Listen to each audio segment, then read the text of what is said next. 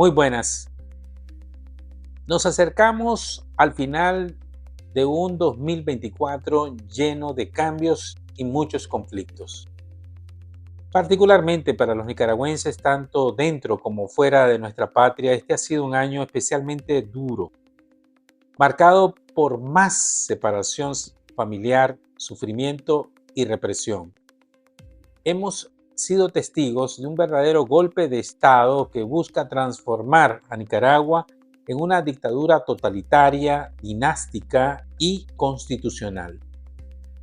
En el ámbito internacional hemos visto también grandes transformaciones, dictaduras que caen de una semana a otra y otras dictaduras, particularmente en América Latina, que se aferran al poder temerosas sí de un futuro inmediato e incierto. La caída del dictador en Siria es un ejemplo claro de los cambios que estamos presenciando y que marcan una nueva correlación de fuerzas en el Medio Oriente y en todo el mundo. Este colapso fue acelerado por las acciones de Israel contra grupos terroristas como Hamas y Hezbollah, aliados del régimen iraní. Paradójicamente, todo este cambio fue propiciado por el ataque terrorista del 7 de octubre del 2023. Los ataques de Israel fueron tan devastadores que estos grupos no lograron rescatar al carnicero de Siria como lo hicieron en tiempos pasados. Para regímenes como los de Venezuela, Cuba y Nicaragua, aunque distantes geográficamente, la caída de Siria es una seria advertencia. Es una muestra de cómo la traición de supuestos aliados que se creen poderosos, sumados al desprecio de sus pueblos y la cobardía de ejércitos que abandonan sus armas, pueden sellar el destino de dictaduras que parecían invencibles. El reciente derrocamiento de Bashar al-Assad en Siria, tras una dictadura de más de 50 años, ha dejado en evidencia la fragilidad de los regímenes autoritarios. En el caso de Siria, ni Rusia ni Irán lograron evitar la caída del régimen, y este desenlace cuestiona su fiabilidad como garante de apoyo militar, político y económico, especialmente en escenarios más allá de su propio entorno geopolítico. Para las dictaduras en América Latina, este hecho resuena como un recordatorio de que, al final, esos aliados frágiles internacionales aplican la ley de sálvese quien pueda. Cuando los propios intereses están en juego, los autócratas se encuentran solos frente al colapso inminente. El mensaje, por otro lado, para los pueblos oprimidos también es directo, alto y es claro. Aunque la lucha por la libertad sea dura y parezca interminable, nunca está perdida. La historia nos enseña una y otra vez que ningún dictador, por poderoso que parezca, está a salvo eternamente. Los pueblos que resisten con valentía y fe siempre encuentran su momento para romper sus cadenas. La libertad llega y llegará también para quienes hoy sufrimos bajo regímenes opresores. Dictaduras mendigantes como las de Nicaragua, Cuba y la propia Venezuela son tan patéticas que resulta insufrible escuchar sus discursos llenos de ignorancia, cinismo y un culto enfermizo a figuras que, además de infames, han muerto hace ya muchos años y que ahora pretenden que adoremos como si fueran dioses. Profesan un verdadero culto a los muertos. Recientemente, por mi trabajo tuve la desdicha de presenciar el espectáculo de la última reunión de lo que ahora parece ser la Alianza de las Dictaduras Fracasadas. Me refiero a la reunión última que tuvo lugar en Venezuela del ALBA. Desde el inicio de esta reunión, el acto donde supuestamente celebraron 20 años de fracasos fue un despropósito total. Comenzaron con una canción de entrada hecha a medida de pésima calidad artística y acústica, donde afirmaban nada más ni nada menos que Fidel Castro y Hugo Chávez eran o son luz divina para ellos. Luz divina. Castro y Chávez, luz divina. Todos sabemos que están bien muertos y como cristianos sabemos que serán juzgados por el Todopoderoso por todos y cada uno de sus pecados.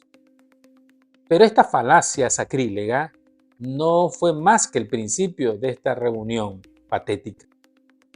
Luego tuve por mi trabajo que soportar el discurso interminable del dictador chavista, un reflejo claro de su ignorancia en asuntos de Estado, falta académica, repleto de retórica vacía, promesas incumplidas, insultos y proyectos que nunca pasan del papel. Maduro, como siempre, no hizo más que quejarse, al igual que Díaz-Canel, Ortega y el resto de sus satélites, culpa al imperio de las ruinas de sus sociedades, del hambre de su pueblo, la falta de dinero y la crisis en salud, educación y otros servicios básicos. Argumentan que las sanciones y los bloqueos son los responsables de sus fracasos, pero convenientemente olvidan su propia ineptitud, corrupción y absoluta incapacidad para gobernar. A esto también se le suma la amnesia de los abusos de poder, la represión y los crímenes de lesa humanidad por los que son señalados a nivel internacional.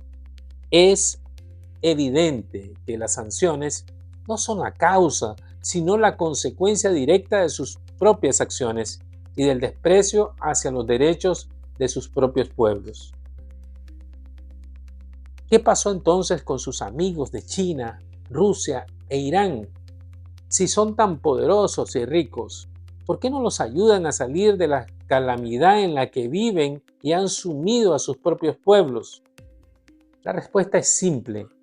Rusia e Irán están atrapados en serios problemas económicos y solo logran hacerse notar en el mundo con amenazas nucleares y guerras, con dificultades en las fronteras ucranianas o financiando grupos terroristas como Hamas y Hezbollah.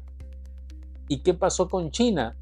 La superpoderosa China.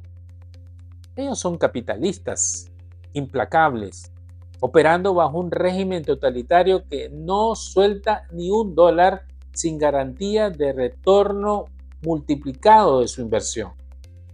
Esto deja por fuera a países como Nicaragua, Cuba y Venezuela que no pueden ofrecerle a China estabilidad ni seguridad económica a largo plazo. Lo poco que hace China es por beneficio propio. Invaden estos países, nuestros países, con su comercio, de forma desleal, imponiendo sus empresas, pero empleando principalmente a su propia gente. Llegan a los países, explotan los recursos naturales y los abandonan a cambio de puras lentejas. Son verdaderos depredadores mundiales. Y cuando contratan mano de obra local, lo hacen bajo condiciones de explotación, perpetuando el círculo de dependencia y desigualdad. Estas dictaduras no solo son un fracaso, sino un retrato del callejón sin salida en que se han metido por su propia corrupción, crímenes de lesa humanidad e incompetencia. Ellos solo nos presentan escenarios desgastados, llenos de amenazas y represión. Ese es el patético panorama que ofrecen las dictaduras y sus satélites sin peso, agrupados en el mal llamado ALBA, un bloque que, lejos de inspirar progreso, se ha convertido en símbolo de opresión y decadencia política y empobrecimiento en la región latinoamericana. Presidiendo, ahí estaba Maduro, flanqueado por Díaz-Canel y el aprendiz Luis Arce de Bolivia, mientras en un lugar claramente disminuido, en protocolo y respeto, sentaron al desgastado dictador sandinista. Ortega, relegado incluso a la toma de la palabra, fue dejado casi al final, por detrás de los perfectos desconocidos delegados de las microislas que orbitan como satélites de estas dictaduras decadentes. Uno tras otro, sus discursos parecían competir en nostalgias por glorias pasadas que nunca fueron, en un culto absurdo a sus muertos infames y, por supuesto, en quejas interminables sobre lo mal que están por culpa de los imperialistas, colonialistas y ahora con la etiqueta que tienen de moda, los fascistas. Esta alianza de dictaduras empobrecidas es en esencia un mar de lágrimas, quejas y calamidades sin fin. Solo ofrecen burla, odio y una retórica trasnochada llena de promesas que ni siquiera el papel aguanta, porque nunca cumplen una sola de sus promesas. Lo más trágico de todo es que mientras los Díaz-Canel, Ortega, Maduro y compañía limitada viven en la más grande opulencia, sus pueblos están condenados a la debacle total, producto de políticas fracasadas en todos los sentidos.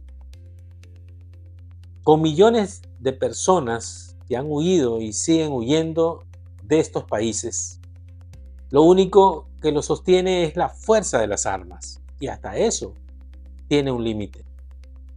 El discurso del dictador nicaragüense fue sorprendentemente breve en esta reunión patética del alma, pero como ya es costumbre, fue incoloro e irrelevante. Con evidente dificultad para hilar las ideas, pareció más bien una recopilación de recuerdos seniles. En su cinismo y descaro sin medida, llegó a comparar de forma sacrílega a Jesús con Fidel Castro y Hugo Chávez, afirmando que por Jesús él se convirtió en revolucionario, porque según él es un seguidor de Cristo. ¿Qué clase de seguidor de Cristo puede proclamarse un tirano que ha transformado a Nicaragua en una inmensa cárcel totalitaria? Un hombre señalado por crímenes de lesa humanidad, responsable de innumerables asesinatos durante sus gobiernos y en la oposición. Un dictador que confisca, exilia y destierra a su propio pueblo, encarcela a quienes piensan diferentes y ejerce el poder con el propósito único de instaurar una dinastía. Un discurso que, lejos de inspirar, solo refleja el vacío moral y la decadencia de quien se aferra al poder a cualquier costo. También, lamentablemente, tuve la obligada e ingrata tarea de ver una entrevista a bola pasada realizada por un propagandista ruso, quien, además de elogiar a la dictadura sandinista, intentó destacar las supuestas cualidades de liderazgo del Chihuín de los Ortega Murillo. En esa entrevista, Laureano Ortega, con el mismo discurso reciclado de sus padres, aseguró que Rusia lidera un plan para enfrentar al imperialismo norteamericano, plan de cuya parte también es miembro Nicaragua, encabezando el grupo de los BRICS Rusia. Sin embargo, convenientemente omitió decir que Nicaragua fue rechazada de este bloque de BRICS por la exigencia del propio Lula da Silva. El Chihuín, igual de trasnochado que sus padres, repite y repite argumentos sin sentidos, como el caso de que el rublo será la moneda que va a imponer en Nicaragua. Incluso informó que ya han obligado a los bancos nicaragüenses a aceptar una red de cajeros MIR y que en muy poco tiempo se emitirán tarjetas de crédito rusas para ser utilizadas en el país. Esto no me deja de llamar la atención una vez más, porque lo que está en juego es muy serio. El gobierno de Estados Unidos ha dejado en claro una y otra vez que cualquier banco en Nicaragua o de cualquier parte del mundo que realice negocios con Rusia podría enfrentar consecuencias graves. En palabras sencillas, esos bancos perderían sus corresponsalías y quedarían fuera del sistema financiero internacional. Se los han dicho hasta el cansancio una y otra vez. La pregunta es, ¿vale la pena el costo de estos acuerdos con Rusia para Nicaragua cuando la economía y las oportunidades de desarrollo podrían salir aún más afectadas? El hijo de los dictadores además anunció que junto con los convenios militares y de inteligencias para atacar y defenderse del imperialismo norteamericano, buscarán incrementar el turismo ruso en Nicaragua y que los nicaragüenses visiten las bellezas de Putin allá en Rusia. Para ello prometen trabajar en la apertura de un vuelo directo entre Moscú y Managua. Aunque parezca increíble, esta es la gran visión del que aspira a heredar la dictadura familiar de los Ortega Murillo. La cruda realidad le golpeará la cara al delfín, y es que tanto Rusia como los BRICS están transitando el mismo sendero que el ALBA, un camino directo al fracaso. ¿O usted aceptaría cambiar sus dólares por rublos, si acaso los tiene? ¿De verdad estaría dispuesto a arriesgar sus ahorros de toda una vida a esta farsa de los Ortega Murillo? En otro tema, pero que está en sintonía con la actual coyuntura económica de la dictadura, recientemente tuve la oportunidad de conversar con una alta representante diplomática costarricense para preguntarle sobre las amenazas sandinistas de bloquear el comercio con Panamá, República Dominicana, Guatemala y Costa Rica. La diplomática me confirmó que, aunque las amenazas y presiones son frecuentes y de manera verbal, los sandinistas no se atreven a concretarlas debido al sólido bloque regional que se ha consolidado en su contra. Cualquier represalia antojadiza tendría consecuencias negativas no solo para estos países, sino más y especialmente para Nicaragua, dada su alta dependencia económica de la región. Ahora, enfrentarse a este grupo significaría enfrentar la reciprocidad de 4 economías más robustas y coordinadas que la nicaragüense. Un ejemplo claro de esta firmeza de este grupo de países en contra de la dictadura sandinista es la postura del presidente panameño Raúl Mulino, quien se ha referido con dureza al abuso de la sede diplomática sandinista en Panamá. Según el presidente panameño, ahí se permite al expresidente Ricardo Martinelli, asilado en ese país, realizar proselitismo político y todo tipo de reuniones que violan el derecho de asilo y los tratados internacionales. El presidente Mulino no solo reprendió al embajador sandinista en Panamá, advirtiéndole que esta es la primera de varias medidas para poner el orden en la embajada rojinegra, sino que además lanzó una declaración contundente y dura. Nicaragua, dijo, es un país sin Dios y sin leyes. Una frase fuerte y categórica. Pero, ¿qué quiso decir realmente el presidente panameño? Lo expresó alto y claro. Para él y para Panamá, en Nicaragua, Daniel Ortega ha colapsado las normas básicas de convivencia. Es una denuncia directa al caos, la corrupción y la descomposición social bajo el régimen sandinista. Esta expresión del presidente panameño, usada de manera figurada, refleja una situación de extrema injusticia y desorden. Es una crítica contundente que pone en duda la legitimidad y la capacidad moral del régimen de los Ortega Murillo. En esencia, el presidente Mulino señala el colapso de las instituciones encargadas de impartir justicia y mantener el orden, evidenciando la arbitrariedad y desesperanza que predominan en la Nicaragua de hoy. Y aquí surge la pregunta del millón.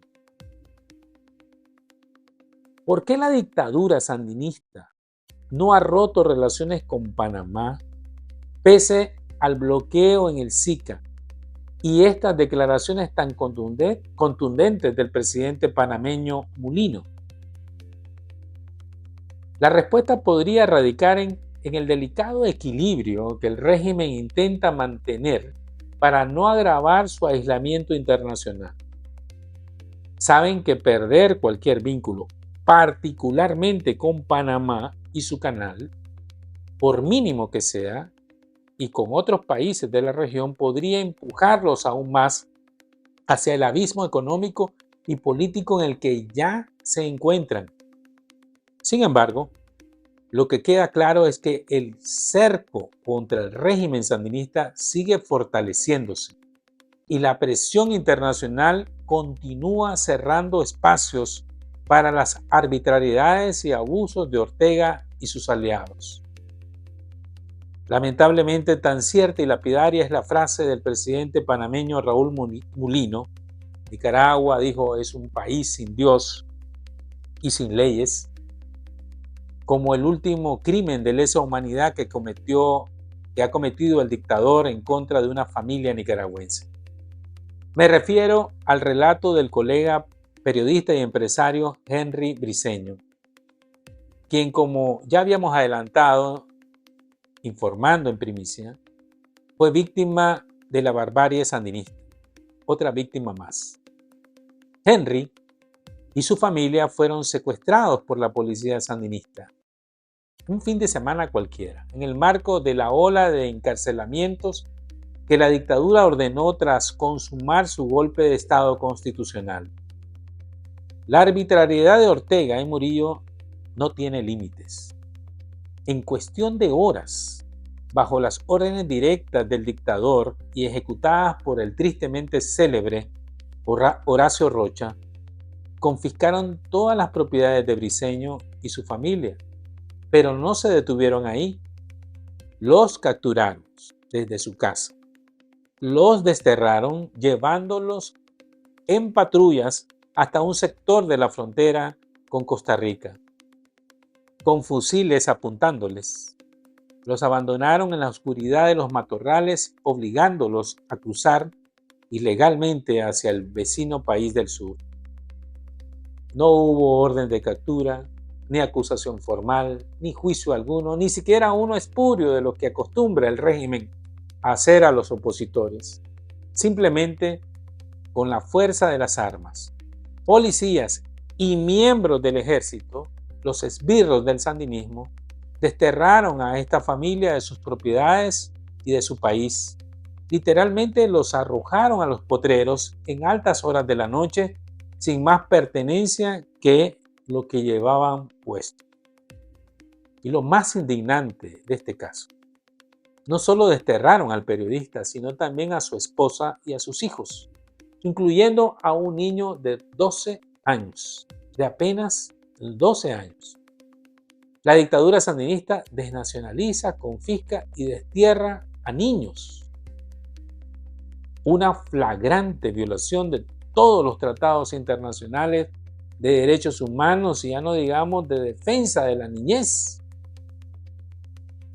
Por eso, la frase del presidente Mulino resuena con más fuerza que nunca. En Nicaragua no hay Dios ni leyes.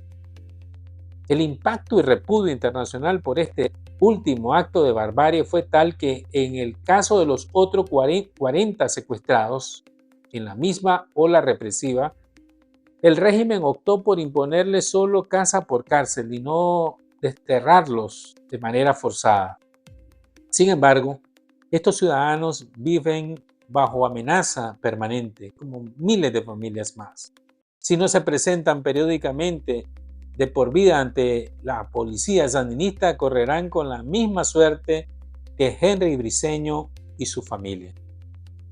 Este acto inhumano evidencia una vez más que la dictadura Ortega y Murillo ha dejado a Nicaragua sumida en un estado de total descomposición, donde imperan la arbitrariedad, la represión y el desprecio absoluto por la dignidad humana, sin la más mínima compasión.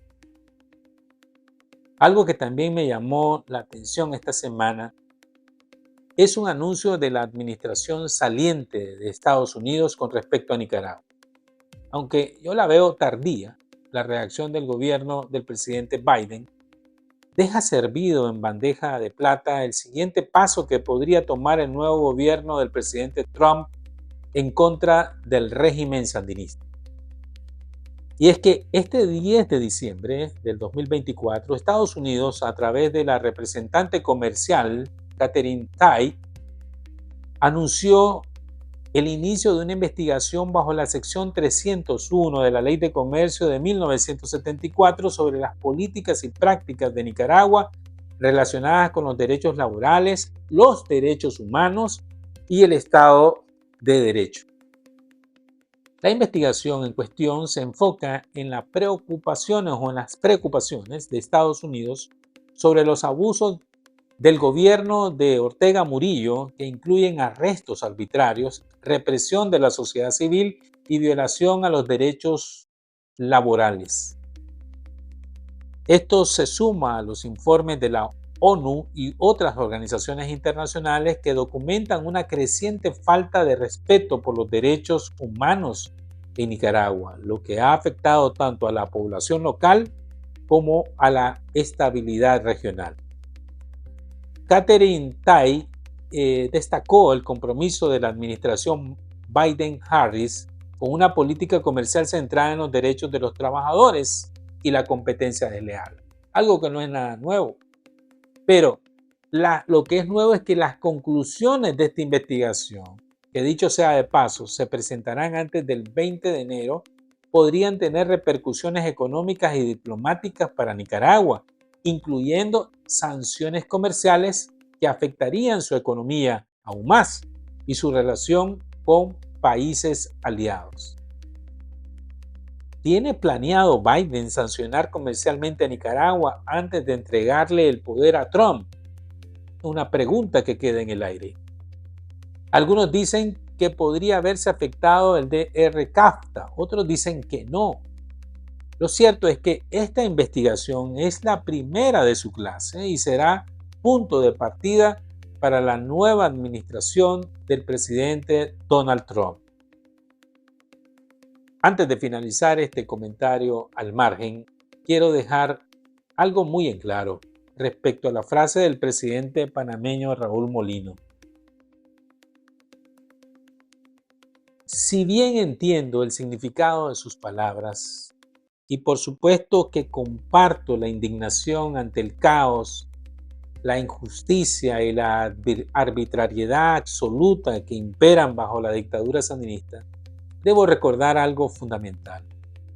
Aunque los dictadores, sus secuaces y lacayos actúen sin temor a Dios o de Dios, el pueblo nicaragüense, el verdadero pueblo cristiano, sí tiene su fe puesta en el único Dios verdadero, todopoderoso y justo. Nosotros, el pueblo creyente, sí tenemos a Dios. Un Dios que está por encima de cualquier tiranía, de cualquier abuso, de cualquier poder humano.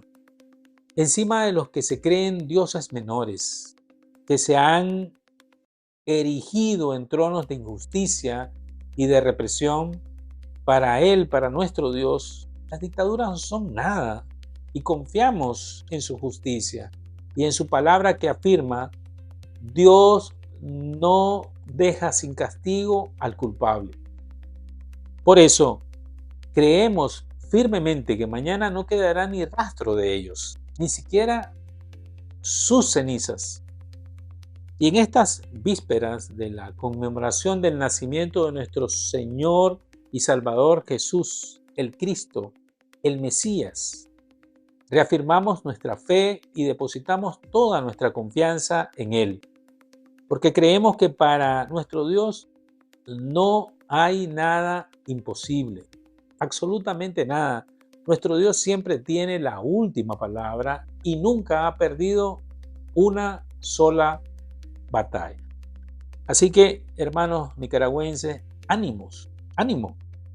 Y recordemos que los dictadores caen y las dictaduras también. todas, sin excepción, han pasado y pasarán al basurero de la historia. Serán juzgadas por sus pueblos y por nuestro Dios, quien hace justicia y siempre defiende al oprimido.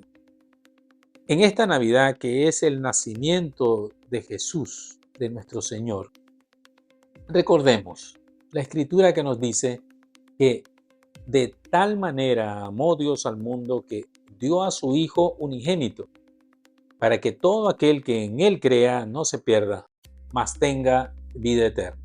Eso lo dice en Juan 3:16. Gracias por tomarse su valioso tiempo para escuchar mis comentarios, que por supuesto son al margen de otros más valiosos y atinados. Que Dios le bendiga y que Dios bendiga a Nicaragua.